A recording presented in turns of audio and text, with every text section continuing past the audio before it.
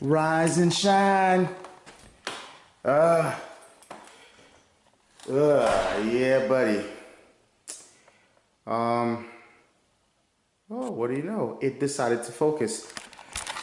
Hey everybody, Zoom360 here on the go. Today, I'm going to see Spider-Man, the Spider-Man Homecoming, the new one.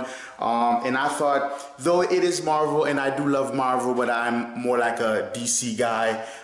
Usually, I do movie reviews of DC superhero movies, but why not? It's Spider-Man. So I'm gonna go to see it. Of course, I'm taking you along with me. Whenever I go and see a movie, and should I be doing a review on that movie, usually, walking in, I score it a 10 right off the back, and it's up to the movie, to either maintain that 10 or lose points because, someone somewhere screwed up. So we're going, there is a movie theater close to me, but I'm going to one that's about an hour and a half away for two reasons. Because for me, driving is therapy. It is a beautiful day today. I want to hit the road. Second, there is something in the other theater that is called Marquee Suites. It's like a very cozy and I guess expensive movie experience that I really like. I think that's the way that the movie experience should be. And there's it's like a suite where you walk in and you get waited on. You can order food and the food gets brought to you and the seats recline, all that good stuff. Very fancy stuff. That's the way that the movie should be. So I'm going there. I'm taking Suki this morning because she's been sitting here for about a week. I need to have the fluids moving and stuff like that. So and of course I'll probably talk about a few points on the way there. So all right, let's go.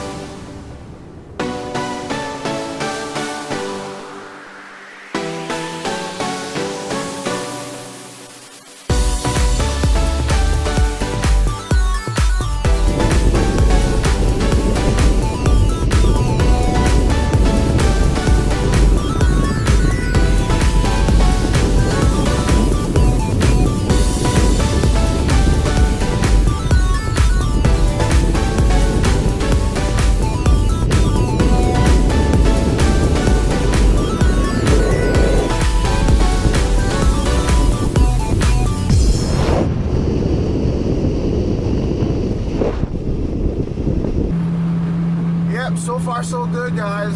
Almost there. As usual, you know, whenever I drive like that, I always get all kinds of ideas floating, or start to flow through my mind. And I wanted to comment about something that I've noticed on YouTube. I'm gonna actually be specific. There are some people on YouTube who are into self-improvement, okay, which is not a bad thing. I think that, you know, self-improvement is part of life. As you go through life, that you should do some self-improvement, because life is a journey from A to Z, and if you stay at A your whole life, then you failed by default. And I'm gonna be specific. Tai Lopez, okay, is a guy that is on YouTube.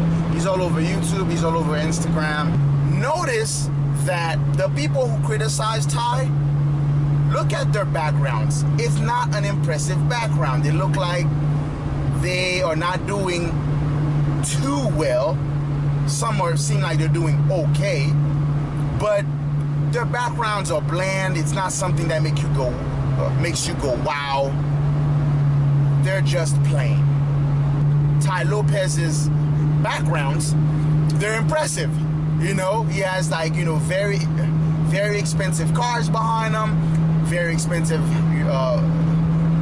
real estate behind him, very attractive women, and those are things that we associate with success. So I say this just to get you to think, right? Let's say that Tai is a scammer. Let's say that he's not who he says that he really is. You know, some people say that you know, his cars are rented, his mansion is rented. Let's just run with that. Do you have any idea how expensive it is to rent a Lamborghini Aventador, a Bentley Coupe, a Phantom, a mansion?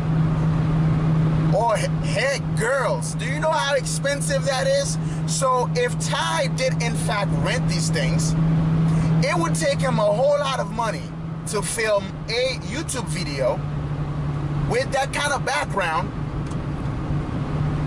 just to tell you to improve yourself, or to tell you to purchase his 67 steps. That's not cost effective, first of all. And second, let's say that Tai did in fact rent these things. He would have to be successful at something already to have the money to do that. Think about it, right? So for him to rent his background, he must be good at something for him to be able to do that, compared to you, or hell, me, who just has a camera here, and I'm going to watch a movie, and I'm choosing to, you know, take this time out to talk to you. The guy must be good at something to have that money to be able to rent this stuff, if it's in fact rented, which I don't think it is. But I'm just trying to get you to think on the people who are criticizing Tai. So if he's good enough to be able to make that kind of money to rent that background, maybe he knows a thing or two that you don't. Maybe that you should listen to what he says, so that you could get to a point where that you can probably rent that kind of background that he has too. I'm just trying to get you to think that, you know, some people say that, you know, he's a scammer and blah blah blah. Okay, let's run with that. Let's say that Tai Lopez is a scammer. Well, he must be a pretty good one to be able to make all that kind of money to afford his backgrounds. I'm just saying, again, okay, just think. If you want to get a place in life, okay, I guess that's the point of what I'm saying. If you want to get a place in life, do not take advice from people who are not already there, or making an honest effort to get there. Okay? Because all those people who are criticizing Tai, I'm sure that they want to be successful people too. But look at their background. Look at Tai's background. Look where Tai films from. And look at where they are filming from. Look at what Tai is doing online, and look at what they're doing online. I'm just saying, this part of the video is not to either praise Tai, and it's not to condemn Tai. I'm just saying that he must be good at something. And if he's good at something, to afford those backgrounds and do what, and film from where he films from, he maybe, just maybe, that he might be worth listening to, because he is at least from what I can see, from what you can see, he is living the life that we wish that we could. So I think based on just that, he's worth listening to. His ideas are worth entertaining, because I tell you what, a lot of the things he says to me at my point in life makes tons of sense. I wish I knew half the stuff he said, or just you know, realize, you know, what he said like a decade ago. Tai Lopez does say something that I think is so true. Some people are just gonna be stupid. Some people are just gonna be not too bright. It's just the way it is. Take notice of the backgrounds. Take notice who he hangs around. And those who are criticizing him, take a look at who are they hanging around. Just a thought. Just a thought. Okay? And not everything is a scam. Okay? If some things are a scam, obviously there are things that are not scams. Don't be too quick to say this is a scam. This is a scam. So, just a thought. All right, guys, I seem to be going on a rant while that I'm on the left lane here, having to slam on my brakes because everybody want to be on the left lane, but no one wants to go fast. It's called the passing lane for a reason. All right, guys, we're almost, sort of almost there. I got 10:57. It starts at 11:45. I like to go at this time because not a lot of people are at the movies on a Sunday around 11:45 noon, and I get to really relax and just pretend like it's my actual living room. And it's a great experience over where I go on Sundays at the Marquis Suits. So I guess the next time I'll talk to you guys is when I am back. So think about what I just said. Seriously, people these days, they feel more than they think. Try thinking more and feeling less.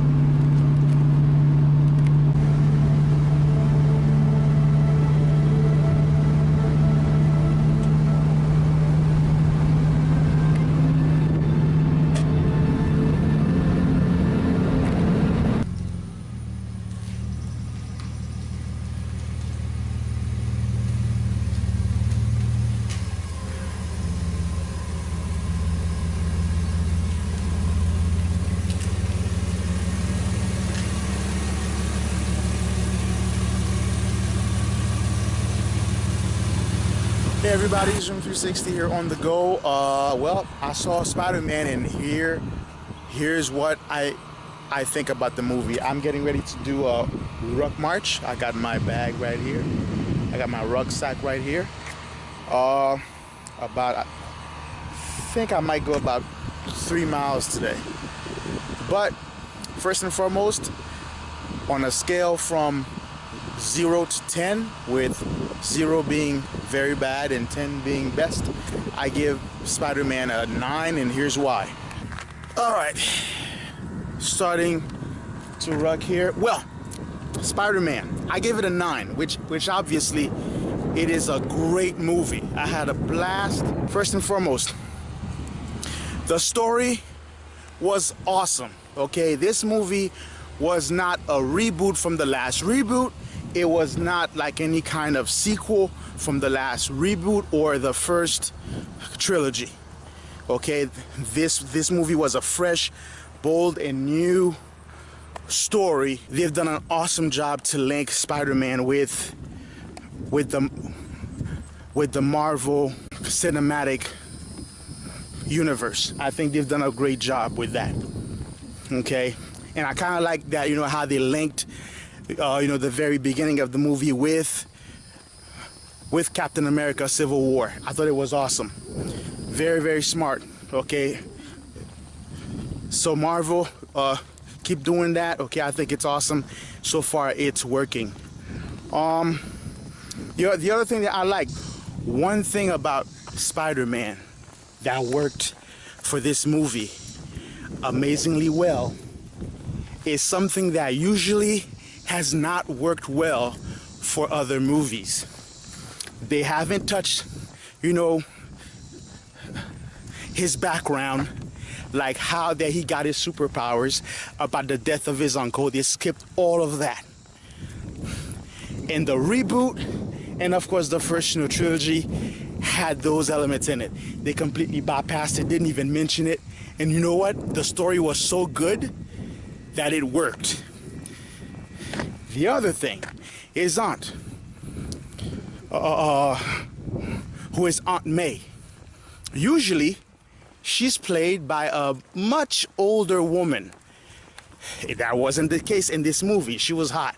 The actress name, if I'm not mistaken, is Marissa Tomei. I'm not sure that I'm saying that right, but she aged gracefully. She has something I like to call fine wine syndrome, which means that she is aging gracefully. Now, yeah, there's not too much lighting where I'm at right now, so I'm trying to be as visible as possible. But she played the role well, because see, when your story is really, really good, there's a lot of, you know, there's a lot of things that you can get away with, I guess. That worked for the movie amazingly well. The other thing about Spider-Man, his girlfriend, Mary Jane, who in the comics I believe is a blonde, because they've had like redheads play her or something like that. So that's the next thing. The love interest of Spider-Man. All right, we have some lighting. Perfect. Now, the next thing about Spider-Man, his love interest, Mary Jane. She was in the first trilogy. She was in the reboot. She wasn't in this one. She was completely changed. His love interest was a girl called Liz. Granted, you know, during that time, Spider-Man was in high school. He was a kid. I don't think that he was portrayed that way in the reboot before that and the trilogy before that. But, you know, usually that's who his love interest is. And this girl is completely different in every way. I mean, they even changed, you know, the ethnicity of the girl, which caused a stir, you know, very early on during the, you know, production of this movie. Which, America, man, America, and its infatuation with race is just something that I could never understand ever since I came to live here permanently. I just could never understand what is the fascination of this country. Now, you know, though, you know, I understand that, you know, race issues is something that's global, but I mean, it's just America's awesome, but this little issue that we have is just, to me, at this point, it's just funny. But yeah, you know, they've even, you know, changed it. I mean, she was pretty. But you know what? You know, throughout the movie, I didn't really care. I mean, you know, she acted her part really well. I didn't really care. That was a big change. No Mary Jane, and you know what? It worked. It really worked. Tony Stark was awesome. When you have a good story, when you have a good cast of people, you have a lot of flexibility to even change, you know, quite a bit of fundamentals on a movie and still come out with a great movie. Why I didn't give it a 10 is because the ending with the bad guy. I felt that, you know how, you know, when you watch a movie like a fictional superhero movie, you kind of expect, you know, when it's time for the bad guy to be taken out, for him to really be taken out with a bang. Okay, it's like towards the end, you know, and I'm trying not to spoil it for you. It's just that, you know, towards the end, it's just the way that the bad guy got caught or stopped I just didn't feel like he got what he deserved for being a bad guy, you know, because you kind of want to see the bad guy really get crushed. He wasn't crushed, you know, though I kind of spoiled it for you, but trust me, not a lot. So that's why I kind of gave it a 9 and not a 10. But yeah, so that's my thoughts on Spider-Man. Still, you know, doing my ruck. This is something I do every Sunday, just about. This is Zoom 360 encouraging you to get up, get out, and do it. Why? Because life is short, and you don't know when that you are going to go. So don't spend all of your life working, but take some time and get up, get out, and do some things, either with yourself, you know, with your family, friends, and loved ones. So get up, get out, and do it. Like, subscribe, and share. And I'm out.